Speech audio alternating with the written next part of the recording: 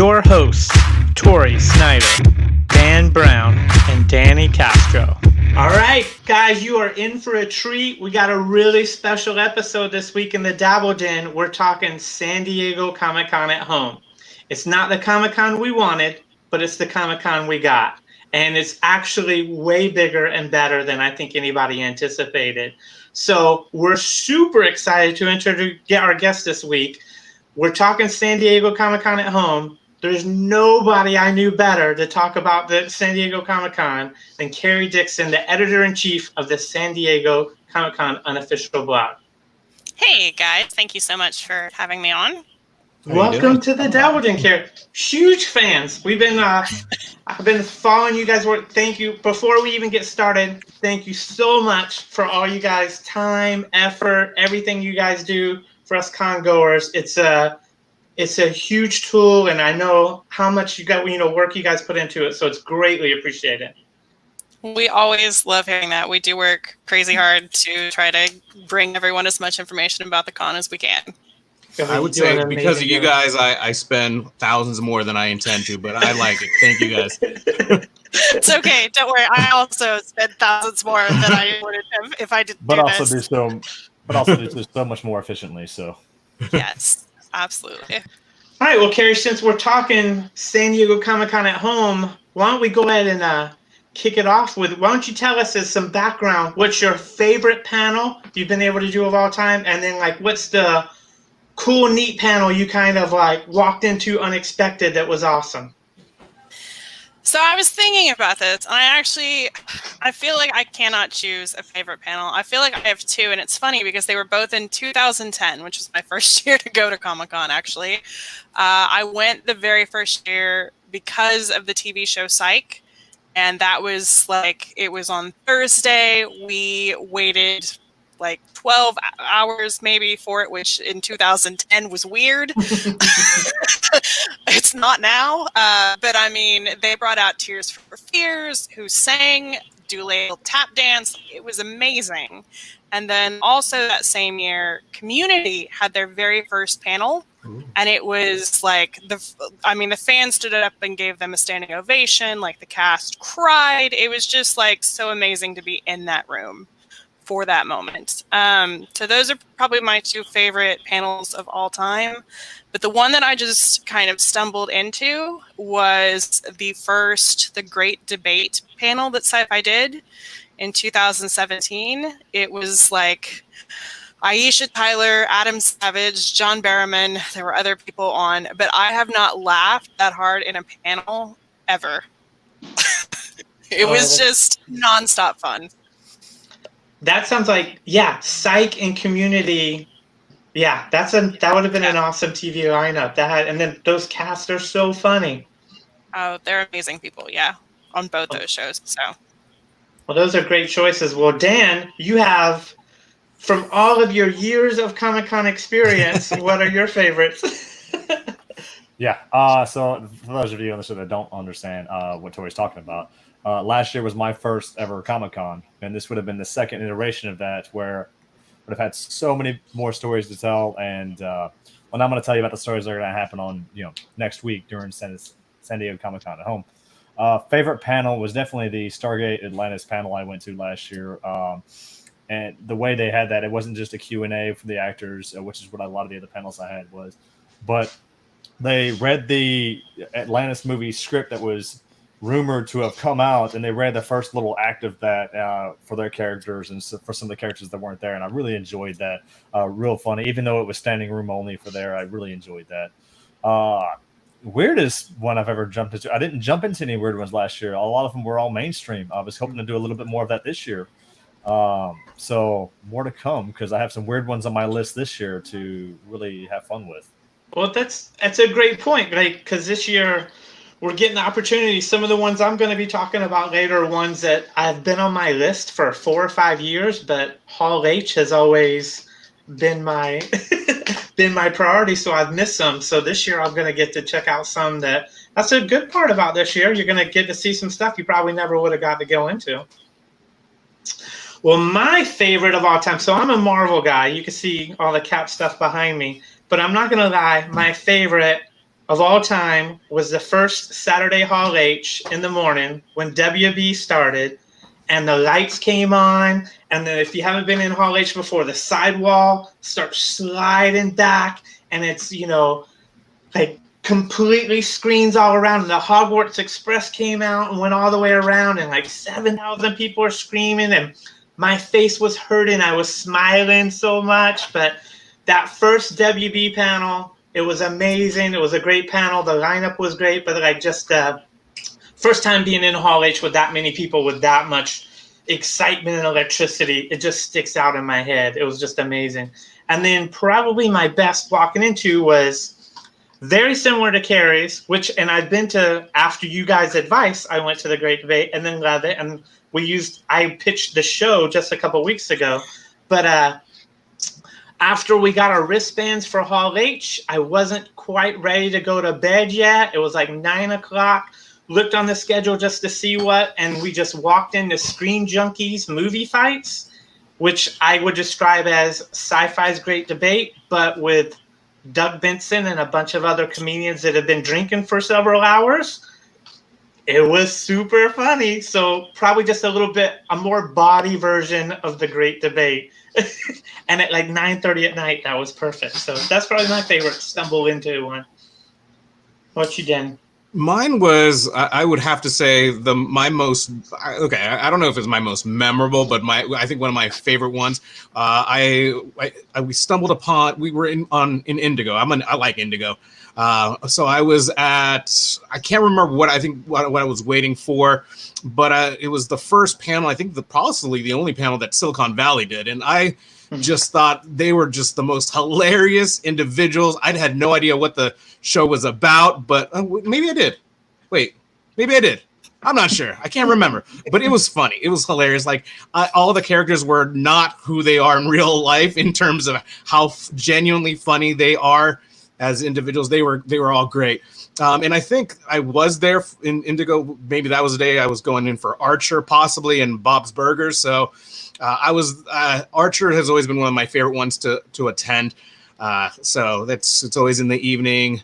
I don't know, I think it's a Friday or Thursday. So I really like those. But to your point, Tori, I think Hall H, the experience that you have with the enthusiasm, the loudness, the electricity in the air, there's nothing that really can compare to those. But I do like the other panels. I think it's sometimes they're a little bit more intimate. You're a little bit more interactivity in some of those. So I do like some of the smaller panels as well. But the ones that really stood out to me was the Silicon Valley one. I really loved it. Too bad they never did more, and sadly the show's over. No, it's a great one. And then, so I know, Carrie, you're a big Barroom 20. I've listened to you. You're the big TV is what you're mostly there for. I'm wearing my Hall H shirt. I got my badge. So, guys, we're ready for San Diego Comic-Con at home. We'll go ahead and kick it off. We wanted to cover, there's a lot, way more than I think you guys realize if you haven't looked at the schedule. And then it's just like Comic-Con. There's a little bit for everything.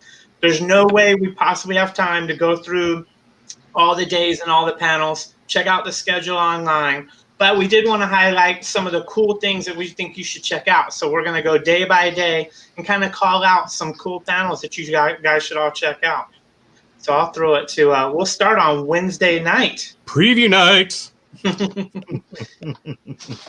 Yes, so I don't know if we're going to get any crazy previews that pop up. But anyway, there are some pretty interesting panels that come up. Again, I didn't get to go to any like off the wall kind of panels, so this is the year I really want to focus on a lot of that, see some of the extra content. But one of the ones I want to go see is License to Thrill graphic novel adaptations for kids. And so I have 3 kids of my own, and it's always really hard sometimes to pass that path you have on to your kids. And so I think this is going to be a great opportunity to kind of get some insights on some of the stuff that's out there for younger readers, to be able to say, start bridging that gap with my 9-year-old, and then maybe one day my 3 or my 2-year-olds. A lot of good content with some interesting participants. So I'm really interested to hear about that one. Another one I'm really interested to see is, make programming your superpower. Another off the wall one, right? So I do IT for a living. I do a lot of programming. And so again, this is more of that stuff that I love to bring it to a smaller younger generation in order to get them into things. 'Cause, a lot of kids don't want to do math for programming; they want to build their video games, right? And this is some of the stuff I'm catering to. So that's two of the ones on Wednesday that I'm looking forward to. So what I love about Wednesday is that it looks to me like it's a lot of comics arts conference stuff, which it's always part of Comic-Con, but a lot of people don't know about it. And it's a lot of like librarian and educational panels. I think it's really cool that they've included all of that stuff here. And I'm actually super excited that they are doing specifically the Will Eisner one that night. There's a Comic-Con celebrates 15 years of Eisner librarians, and they are celebrating a librarian that night. And I just think that's really cool. Well, there's like, yeah, and then there's still, as Carrie said, like there's a lot of education focused and then like educator focused stuff on Wednesday night. So if that's in your realm, definitely check out the schedule, and there's a lot more. But we'll go ahead and do the quick transition into Thursday. So here's this kind of stuff you got to check out on Thursday. So going back to the art, which is a lot of what comics really start off with and really grabs a lot of us, I'm looking forward to art in the Holocaust. And so what we're going to be looking at there is just a sampling of some of the artwork done during World War II, during the Holocaust, right? It's really interesting to see like some of the like painful points in history, some of the beautiful art that can come out of that, and how this is just really represented in the art here. So I'm really looking forward to that. And then another one I'm looking forward to is building a geek brand, surviving the pandemic, right? So we're in this really weird area where it's really hard for an artist to really, or a lot of people really, to survive in this pandemic we have going on. And so kind of true to Comic-Con that I've seen in my vast amount of experience, right? There's a lot of do-it-yourself and help guides to really help people during certain situations. We always see stuff with cosplay and this and that. This one's going to be helping people build a brand and surviving this terrible pandemic we get going on. I'm really looking forward to that. No, that's a great point. And kind of I'll give Danny here below a shout out. That's a great segue for like Danny's been doing an awesome job on our social media. If you guys haven't checked it out, but has the Den Spotlight on the Dabble Den, where he's been reaching out to artists and getting all their work out on the web and giving you guys some great previews of some of the work, and then how you can buy some, especially during this pandemic thing where they're not getting that convention money that I'm sure they're used to getting. So support your local artists.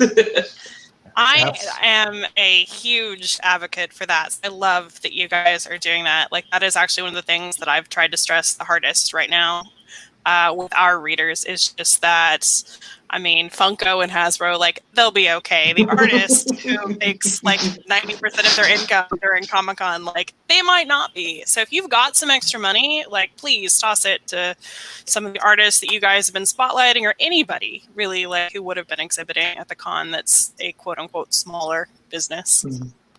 And then Danny, you've done a great job. You've highlighted some amazing work. I love that. Yeah, there's so many other artists, and you know what? A lot of them I want to spotlight. I do want to go in and get a lot of their permissions. I know a lot of artists are really touchy about some of their work to be able to go ahead and show off. So I'm waiting for a lot of responses. But there's so many out there. Please go ahead, and I know on the Comic-Con blog, there's so many artists that you can go ahead and take a look at their websites directly. Their commission lists are still open. Some of them may not be able to get in touch with you right away because they are really busy right now trying to get as much stuff done. So I don't take it personally when I don't get a response, but I'll try my best to go ahead and put the pieces that are what I would say acceptable without making them mad if I couldn't do so. But yeah, thank you guys. We'll keep trying to put more and more out there. I slowed down a bit just because I got tired. There's a lot. You did a great job. There is a lot. But let's keep on going. Thursday, right. Thursday morning, 11 a.m. So I actually have a question about this. The 11 a.m. Is that when they're going to be released to everybody? Because that's what's not clear to me. I know they're on YouTube. I think they're going to be there all the time. Yes. So it's my understanding that basically what's going to happen is just that's what time they will go live on YouTube. All the panels are already filmed. They're all recorded. In fact, if you notice when you go to Sked, they even already have like the YouTube link. If you click on, or they did, maybe some of them don't now. Looks like most Some of do. them did. I thought it was like an intro to what it was. Yeah. I went to it. No, most do. If you click, it'll just say like not live yet. But they're all already recorded. They're all already up on YouTube and just hidden. But they will basically push it live at whatever time it says, and then you can either start watching it right then, or you can watch it in a day, or a week, or a month, or whenever. Nice. Do you think they're going to just stay up in perpetuity, or do you think they might come down? I think they will probably stay up in perpetuity. That is what's happened with the WonderCon ones. There may be one or two that come down, and I'm hoping that they stayed up front. Like, these are these specific panels that are like timed and will only be up for so long. But I think the vast majority will just live on their YouTube. They'll just be the pandemic Comic-Con that lives on the web. Yeah. Sorry I created that little segue there, but I'll go back, get us back on track. So at 11 o'clock, I don't think it's it's a surprise that my first one that I'm going to talk about is Solar Opposites. I already highlighted them on one of our shows. I loved it. It's a Hulu show. They're going to have a panel, and no surprise, one of my favorite panels has this person as well, Thomas Middleditch. Surprise, surprise, full circle. Check it out, 11 o'clock. Here, I wanted to go, we'll go back in time just a little bit. Sorry about that. I missed it. 10 o'clock, which so would have been probably kicked off Hall H. It's the Star Trek Universe panel, because I think it kicked off last year, Thursday. But I think so. It's a great panel. So if you're into Star Trek even a little bit, you should definitely check this out. But it's the cast of, they're having all three shows. So first off, they're kicking off with Discovery. They're doing a cast reading of the season 2 finale. Obviously not the whole episode, but the whole cast is going to do a recreation, then have a little bit of question answers. And then we go into, Danny just talked about Solar Opposites. The creators of Rick and Morty and Solar Opposites are doing a Star Trek animated show called, what was it, Below the Decks? Star Trek Lower Decks. Sorry about that, which actually premieres August 6th on CBS All Access. But it's going to be a Rick and Morty Star Trek, the crew that usually gets killed all the time, I'm assuming is what it, the lower deck people that we never see. So that should be super fun, super funny. And then they're closing out with the cast of Picard coming back and then kind of doing like a victory lap on the first season. The part that kind of surprises me is all three, it's a 1 hour panel. So you're going to get small chunks. I went to the Star Trek panel last year, and it was pretty much the same. Revealing of the Picard, the same show that we kind of talked about a little bit, and then we talked about Discovery, I think. Yeah, really quick, short, boom, boom, boom, and then time to go. All right. Well, let's keep going. 12 o'clock. I know me and Tori are excited about this. I mean, when you get Simon Pegg and Nick Frost in a show together, how can you not be excited? So, Tori, what do you like about this one? I just said it. They're great. It's gonna be lots of fun. I don't know anything that we're talking to Truth Seekers, right? Truth Seekers. Sorry, didn't I say that? I don't know anything about it. Just when I saw the cast and I saw Simon Pegg and Nick Frost, I was like, absolutely, I'm in. Let's go. I don't know anything about it except for I want to check it out because of those two. And that's the beauty with these panels. I've discovered so many shows just as a consolation prize. Like, okay, I couldn't get into this one. Let's go to this one. Oh my God, my new amazing show. My new favorite show. So I think that's kind of where I was with this one too. All right, well then I will continue on with Cartoon Network. I love my Cartoon Network. I love my cartoons. I love the fact that there's going to be this panel. Well, the first thing that caught my eyes, they're going to announce a We Bare Bears movie, or there's going to have some information on We Bare Bears. Love We Bare Bears. I love going into the exhibit hall, seeing their installations. Love it. And then there's going to be a Ben 10 Universe movie, a whole bunch of stuff. I'm excited. Cartoon Universe, Cartoon Network Studios First Look is what it is. That's going to be at 12 o'clock. And then at the same exact time, something I'm also excited about, and this is where the whole schedule conflict would typically happen. You have to pick. You have to decide which one do you actually want to go to and take a look at. But this time, I don't have that problem. So Mattel and the WWE Elite Squad fan panel, they're going to be going over some of the new Mattel figures. They're going to have some wrestlers there as well that they're going to be part of the panels. You're going to have Edge, Johnny Gargano, Candice LeRae, Rhea Ripley, and Ricochet are going to be on there. I'm sold. I'm going to go. I'm going to watch that one. wrestling, toys. I'm sold. What else? Have you guys been shocked? Like, I think the last 3 Comic-Cons, I've always been to a panel, and then there's always a wrestler. I always see like 2 or 3 wrestlers, and it's like Dragon Ball one. My I know Hero that. Academia or some kind, and then there's a wrestler comes in. I'm like, oh, why is a wrestler? They like Comic-Con. No, I mean, there's always wrestler stuff. Mattel always does that wrestling panel, and then they also always do a wrestling exclusive. And then there's always wrestlers who sign on the floor. So yeah, like it's actually a really big fandom at Comic-Con. All right. Well, I know that I am a huge fan of Marvel. When I was looking at it, Marvel 616, a look inside on Disney Plus. That's going to be great. I love the main, what is it? Storyline, existence, universe. There we go. 616. So I'm very excited to go ahead and take a look at this show. I'm not real. I know it's going to be like a documentary fashion. I'm not the Disney Plus expert around here, but I know that I want to see it. I also think it's just in general really awesome that Disney Plus is doing panels outside of just the Marvel live action stuff that they did last year. Like, I am totally here for new blood at Comic-Con. And then at 1 o'clock, we do have another show. It's an Amazon Prime show, Utopia. I don't know too much about it. I know it has John Cusack and Rainn Wilson and a whole bunch of others. I'm sold. Don't know it. I want to see it. This is going to be my first real exposure to it. I like what Amazon produces, so I'm going to check it out. All right, so we have one more on Thursday for me. It's going to be at 2 o'clock. Artists Bootcamp by DeviantArt. So I think it's going to be an amazing one. There's going to be some great guys on there. Edwin Huang, Iron Pinky, Jeffrey Cruz, the Chamba is going to be there. John Creighton, Overlord JC.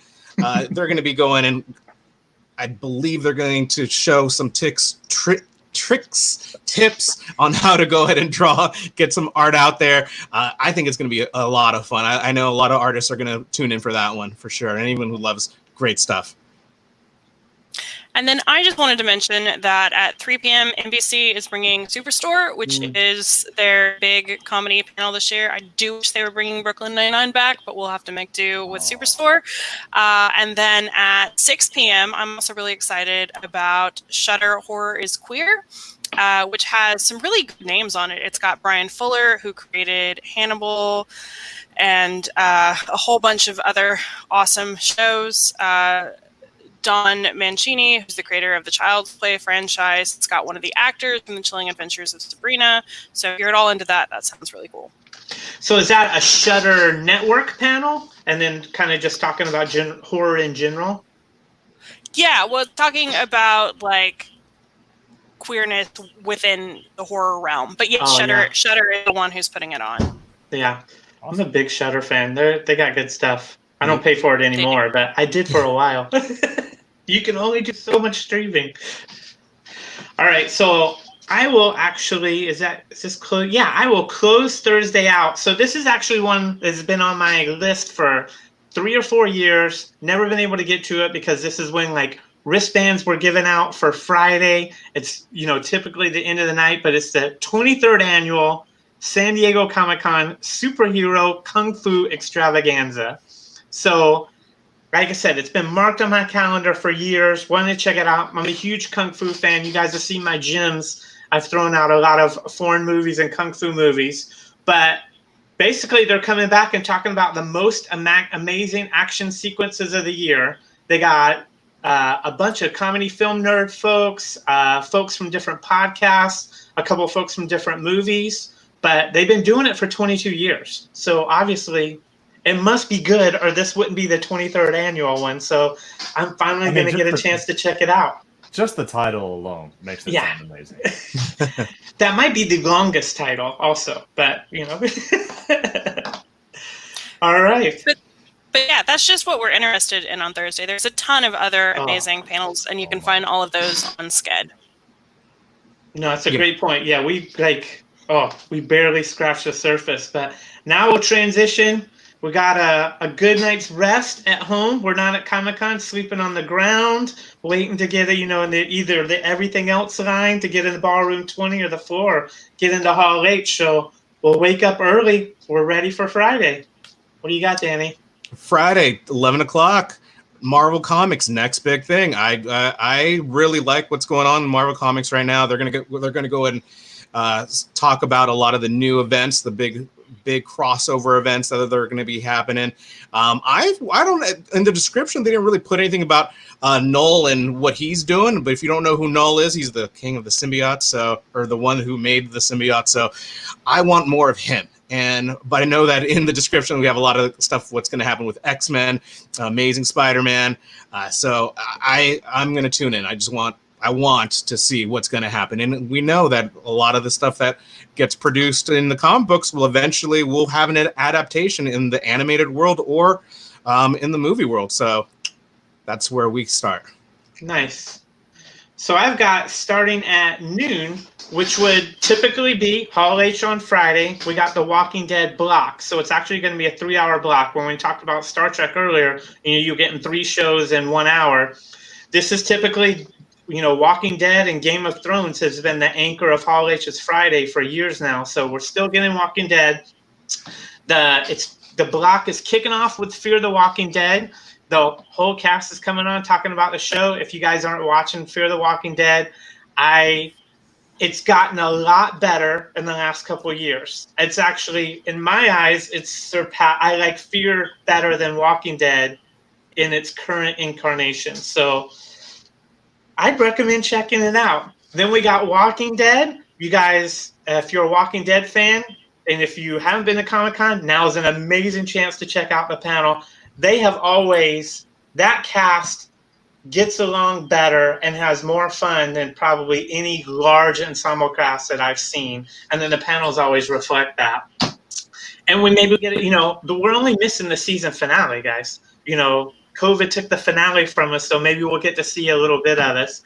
And then they're going to close it out with the Walking Dead World Beyond, which is the brand new show in the TWD universe. And I think it follows 2 sisters that grew up after the apocalypse. And then so what's it like to be a child of the zombie apocalypse and then going out, leaving the safety of their compound and exploring the world. So I think it's going to be an awesome Walking Dead block. I'm going to make sure and check it out.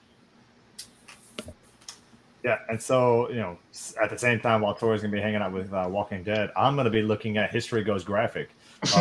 Don't really know much about it, but I do enjoy a lot of history, and I really enjoy how comic books bring a lot of stuff to life. And so I think it's going to be a great panel. I think it's a great way to also have kids get into history and really get a lot more involved with that. But then I'm also torn because at 12 p.m., normally I'd have to split, just like Danny was saying. We've got zombies and the coronavirus, planning for the next big outbreak. What I'm excited about for this one is it actually has Max Brooks is going to be leading that with a bunch of PhDs and talking about the zombies and the coronavirus and kind of how to plan for an outbreak, right? So I'm really excited about that one too. I think it's going to be really interesting. I'm going to take things in a very different direction. And at 1 p.m., I'm really excited for the Harryhausen 100 panel because I never get to go to their Harryhausen panels. And if you don't know who that is, Ray Harryhausen is basically like one of the OG founders of stop motion animation. He did like Jason and the Argonauts, Sinbad, all those old movies. He did the stop motion for those. Amazing guy. His foundation is going to put this on. It should be really cool to see some of those old artifacts.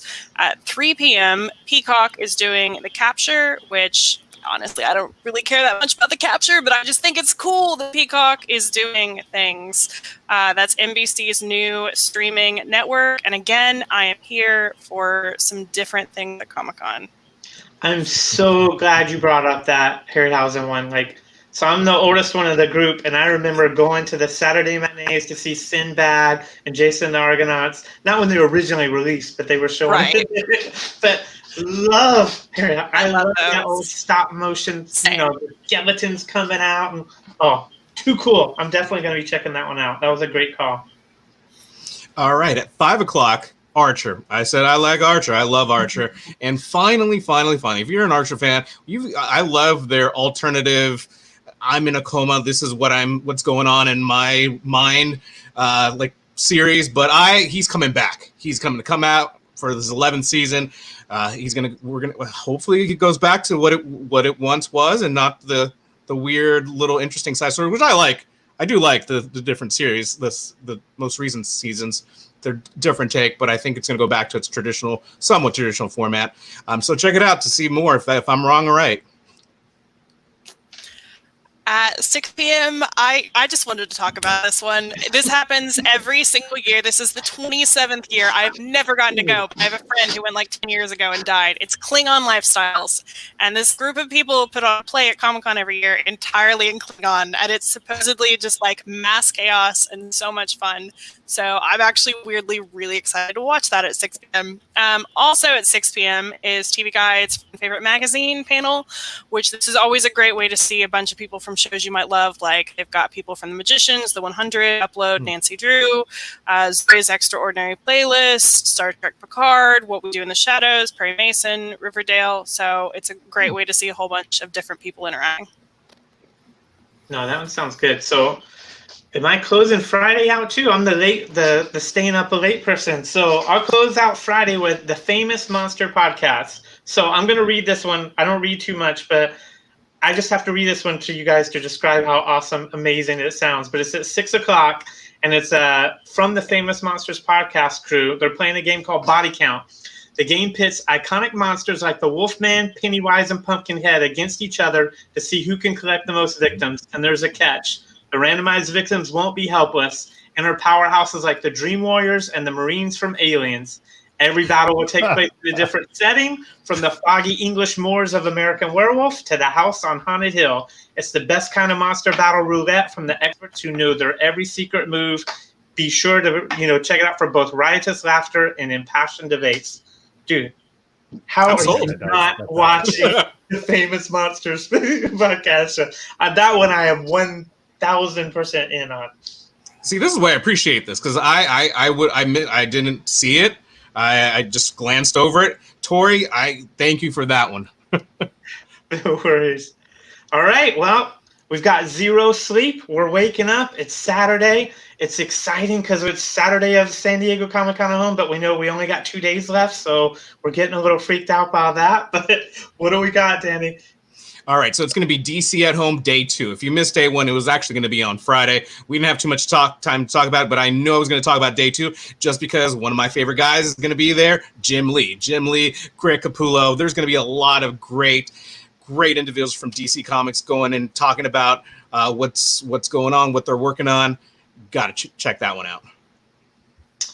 Yeah, so, and then I got Guillermo del Toro and Scott Cooper on Antlers and filmmaking. So it's at 1 o'clock, this Comic-Con at Home. We don't have too many movies. We got lots of great shows and then lots of not too many movies out. And then really pretty much the panel just says it's Guillermo talking about their movie coming up called Antlers and how they designed the Wendigo monster, and then also going to talk some about filmmaking. So, he's one of the best in the biz. So if you're a movie fan, horror fan, that's definitely one you should check out. I'm super excited about that one. I've actually read the short story that it's based on, and I was so excited for that movie, but who knows when it's coming out. So I'm glad we get this. At first, I was worried it was another Kevin Smith movie in his... No. Tusk and but I think Guillermo will do a little better job. Yeah, I love Guillermo. Also at 1, we've got The Right Stuff, which it was originally going to air on the National Geographic Channel, but it moved to Disney Plus. And if you like space stuff, this should be really fun. I really think this would have been Midnight's Party had we had an actual Comic-Con. There's also some fun cast members on it. Like it's got Patrick J. Adams, who was on Suits, Colin O'Donoghue, who was on Once Upon a Time. It's got some fun people. I recommend. 2 o'clock. I think that's me. IDW in 2020 and beyond. I love IDW. One of my favorite things that I take a look at every single year, whether it's going to a Joe Hill panel or some other panel, is IDW. Lock and Key. I like their stuff. So I'm going to go and check it out. Not really much more to say about. Check it out. At 4 p.m., there are 2 panels I'm really excited about. Number 1 is actually probably the thing I'm looking the most forward to of the entire con, is how do you figure a history of Comic-Con exclusive action figures? And if you like Comic-Con exclusive toys, like this is basically all the people who design them. They've got folks from NECA, Mattel, Hasbro, just talking about the process of creating exclusives over the years, which that sounds right up my alley. And then also at 4 is Cartoon Voices, which is Mark Evaniers' annual panel, where a whole bunch of people who voice animation get together and do a goofy, crazy panel, and it should be a good time. Those are great. And then, like, yeah, Cartoon Voices was close to being my panel I walked into, not by accident, but that's totally surprised me. We were looking for something to fill a space. Love that panel. The other one was Quick Draw. That unfortunately I didn't see Quick Draw. I've never gotten to see Quick Draw. I've always wanted to, but I've always had conflicts. And then Danny's been my Road Warrior partner on preview night for several years to get those exclusives. We're gonna have to check that one out because we're pretty obsessive about grabbing the Comic-Con exclusives. So those are great ones. I'm gonna close out Saturday at 6 o'clock. We've got Farscape to be continued. So I'm a huge sci-fi fan. My mom was a Muppets obsessive. She raised me on the Muppets. So Farscape was an amazing show. Had some amazing puppetry. Love Farscape. So there's always been talks about it coming back. I've heard that for years and years and years, but it's pretty much the cast coming back and, talking about the show and probably tease. I'm sure the whole cast would love for there to be another version of it, but we'll have to see. But it sounds like a great panel for any Farscape fan. And then Sunday, I'll go ahead and kick us off. This is actually something was not on my radar at all. I just saw it on the schedule, but there's going to be a new animated show called Hoops that the cast, guys, it's got Jake Johnson, Rob Riggle, Ron Funches, crazy good comedians and improv folks, and is brought to us by the writers of The Late Late Show and Archer, Phil Lord and Chris Miller, the Lego Movie, and the producers, by Bento Box. They produce Bob's Burgers. So their resume could not get better, but it's pretty much about a foul-mouthed basketball coach that's trying to bring together his high school team to absolutely terrible and turn it around so he can look better. But I'm assuming that it's going to be, I wonder if it's going to be Jake Johnson or Rob Riggle is going to be the foul-mouthed coach. Probably Rob Riggle is going to be some 12-year-old boy with a foul mouth. That's my guess without knowing anything. But then I also have, am I up? Nope, you guys are up next. Sorry. No, you're fine. Also at 10, so I have to mention, there is a Turning Phantoms into Movements for Good, which has folks from the California Browncoats, Castell's Angels, and also James Riley, who is basically my second in command on the San Diego Comic-Con official blog. So go check James out. On that panel at 11 is New Tow Trucks Beyond Mars, which again, if you're into Mars and space stuff, NASA puts this on, and it's always a good time. At 12 o'clock is the 100, which a lot of folks were excited for because this is going to be the very last panel for them. So I'm interested in the Kevin Eastman panel. Everyone knows here I'm a Ninja Turtle fan, so I anytime we get to talk turtles, I'm all over it. So I want to go and really see what they got to say. And actually, you know what, Tori, you take this one. All right, so this one is another one that jumped out to me. It's called Red Dwarf: The Promised Land. It jumped out to me. I had completely. Did you guys ever watch something that you loved and then stop watching it and it just left your brain and you forgot it existed till something come up? Red Dwarf is a British sci-fi comedy. I was watching the same time as Doctor Who when I was 11 and 12 years old. But there's a cat that's evolved to a person, a hologram, a guy that was he the janitor on the ship, and he went he's kind of captain now. Kind of like the Futurama thing where he got frozen by accident and then wakes up. But it was an amazing show. I hadn't thought about it in 15, 20 years. I saw the panel. There's a new there's the Promised Land's coming out on BrickBox. I didn't even know. I gotta go back and look. Is there more Red Dwarf I missed? There is. There have been recent seasons, so you gotta catch up, Tori. How did I not know this? Thank you, San Diego Comic-Con at home. I will be checking out Red Dwarf: The Promised Land. Red Dwarf is absolutely funny if you guys haven't watched it before. But you know what? Sticking with the British theme, at 1 o'clock, who's the best Doctor Who? The name says it all. We have 13 doctors. Which one is the best? David Tennant. I mean, just imagine being in that Right, room like, is and this watching just the open debate go back and forth. There's no need to go to the panel. It's David Tennant. You're good. You just made a lot of Matt Smith fans very upset. He grew on me. I don't hate any doctors, but come on, the best. Come on. We know.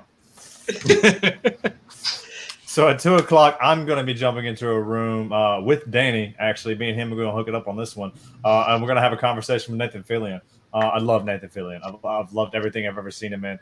I think it's going to be an absolutely phenomenal panel. How do you go to a convention and not interact or see something Nathan Fillion like? Yeah. I just don't know how you do it. And so I'm going to close out Sunday before we go to our Comic-Con dinner. And I'm going to do at 4 o'clock, Villains Were Misunderstood. This one really stood out for me. I loved Wreck-It Ralph, right? Seeing the villain side of things. This one is going to be phenomenal. We've got Dolores Umbridge. We've got King George III, Captain Hook, the Master, all making cases for what they do and why they do it, right? The other side of the story, I think it's going to be absolutely phenomenal and hilarious, and I'm looking forward to that. No, and so guys, that was pretty much, maybe we covered 5% of the available panels. I don't know if we even got that, but Carrie, what can you tell us about, so you're thinking these are going to stay up for a bit, or kind of what can you tell us about what we can expect? I think the vast majority of them will stay up for a bit. Comic-Con International, I think, basically said that some may have a timed element. They haven't clarified that at all. So I'm hoping that if any of these won't stay up, they will say that. But I know that with the WonderCon panels that they did, those are all still up now. Like, you can go and watch those. They weren't quite as exciting as these. I think there's definitely a much better lineup for this, but I don't think you have to, watch these quote unquote live or hurry to watch any of these. Do you think this is going to broaden? Well, not that I think when we talked about James, we were talking about, more people might try to get badges. We're like, please, nobody else try to get badges. But do you think this could broaden? Is this just going to be hardcore Comic-Con people watching this? Or do you actually think it's going to be a wide I think there will be other people who watch. I mean, there's lots of people now, quite frankly, who watch the illegal panels that people record and put up on YouTube. So, I mean, I think those same people will still be watching these, especially for the TV shows and the movies. The people who are excited for those, are going to watch those. That's no brainer. I don't know though that it'll make a lot of people really want to go to Comic-Con who didn't already. Feel like most people who are into that stuff know what Comic-Con is anyway. Mm-hmm. But it'll be I'm curious to see what the viewing numbers on these panels are. Yeah. So I think everybody's in agreement. It's a bittersweet time. I'm excited for the schedule. The schedule looks really cool. There was plenty for us to talk about, I'm definitely going to be checking out a ton of this stuff. I'm mad that I'm not going to Comic-Con and doing it, but it's free. We're still getting something. And then, CCI was amazing enough to roll our badges over. So we didn't really, it's just 2020. I think given the situation, this is literally the best that it could be. They got a really good lineup of a lot of different things. I mean, the main things that they cannot replicate are the offsites and then just getting to see each other in person. Mm. So those are the two main things we're going to be missing. Absolutely. We're still doing we're doing a Zoom get together next Sunday with my group still as instead of our dinner. But well, guys, that kind of finishes up some things we should check out on the San Diego Comic-Con at Home panels. We'll go ahead and transition into our Gems of the Week. Gems of the Week. I'll kick it off. I'm going back to the anime but I'm leaving Japan and I'm going to Korea. I'm going with a movie called The Boy and the Beast. It's an amazing anime movie about there's this Otherworld, right behind the scenes, kind of like a Harry Potter kind of thing. That's beasts that are like, creatures that are having their own stuff, but they're kind of in the shadows and we never see them. And a boy actually accidentally goes down some alleyways and falls in. So he's like brought up by the beast, which is trying to become the king. It's great. I saw it at a foreign film festival that I went to. Kind of surprised me. It won a bunch of awards. It's an amazing anime movie. Definitely check out The Boy and the Beast. You'll love it. What you got for us, Dan? So this is one I just kind of recently stumbled into, and as I kind of stated earlier, I really like history. And I'm a member of Audible, and they like to send you nice little spam emails saying, "Hey, look at this new promotion." Well, I checked the new promotion, two for one credits. Why can I not look? And I found this thing called the Great Courses. And what it is just a large little grouping of tapings that they did for well-known professors on certain subjects. So I found some on the Civil War, American history, and a lot of other interesting topics. And it's not just that. It's got science and engineering, history, political science, social sciences. A lot of random stuff on there that I was like, And I thought I was going to get a boring lecture from like some random university out in the middle of the boonies, and I was going to fall asleep in my car driving to work. No, they were actually really engaging. I really enjoyed those. So pulling out the history side of me and a little bit more, away from some of the mainstream stuff, but I really enjoyed those. That's good. I've heard great things. Yeah, I listen to a lot of podcasts, and they advertise a lot on podcasts, and there's some great offerings on there. And right now they're doing a 2-for-1 credit. So. How about you, Danny? All right, so this one, it took me a little while to get into just because I couldn't understand what they were saying. So if you haven't watched it yet, you definitely should check it out. It's a Canadian show. It's on Hulu, Letterkenny. It is wonderfully written, super witty, super. Oh my God, it just is so amazingly funny. The problem is it's going to take you a while to really understand what they're saying. So what I would suggest, for you not to give up, is put on some captions and just try to figure it out for a little while. It's going to take 2 or 3 episodes, but what it is, it's it's the country of it's Canada in the countryside. It's a little town of Letterkenny, 5,000 people. It follows 4 main characters that they're hillbillies, to put it lightly. So one of them is just like the strongest guy who's always trying to pick a fight, but is in the early seasons kind of passive about it until it's go time. And then the hot farmer daughter, sister, 2 friends that are just always got their back. And then there's all sorts of other cast of characters. You have the gothic group, which is called the Skids. You got an oversexed, like always wanting sex bartender. Oh my God! You have the jocks, the hockey players with their own slang for everything, and how they all interact with one another. It's just hilarious. It's funny, but again, you're not going to be able to get it because it's so hard to understand what they're saying early on. But it's funny. Stick with it. Love it. You all need to watch it if you haven't watched it already. Letterkenny. Awesome. All right, Carrie, how about you close us out? So mine is very different, but if you've not checked out I May Destroy You on HBO, it is the best thing I've seen on TV this year. It was made in cooperation with HBO and BBC. The whole thing just finished airing on the BBC, but as of the time we are recording this episode, there have been 6 that have aired on HBO. But it's basically about a Black London woman writer who gets raped, but it's also hysterical. Like, that sounds like so weird to say, but it's smart, and it looks at power imbalances, and it's got a sense of humor about itself, and it's truly like the smartest thing I have seen written on TV this year. So if you're all into that, like I said, it's been airing on HBO. No, it sounds amazing. Sometimes, you need something a little bit more serious and thought-provoking, but it's fun when they can, mix in a little bit of laughs to kind of, change the mood. Yeah, we're huge. Yeah. Those kind of shows my wife and I always watch together. She hates sci-fi and horror. So, well, everybody, it was awesome to have you in the Dabble Den. Carrie, thank you so much for joining us, guys. If you're watching this podcast and you're not already following or going, you don't already know Carrie on the SDCC blog, and then following them on social media, I don't know what you're doing. Like, obviously, huge shout out. Connect, give them the whole team. I know you have around like 10 contributors. Thank you so much to everybody. You guys are amazing.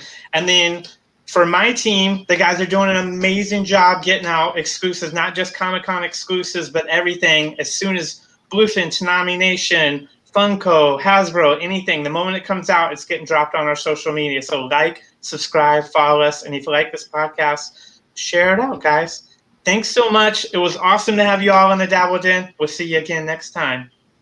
We're out.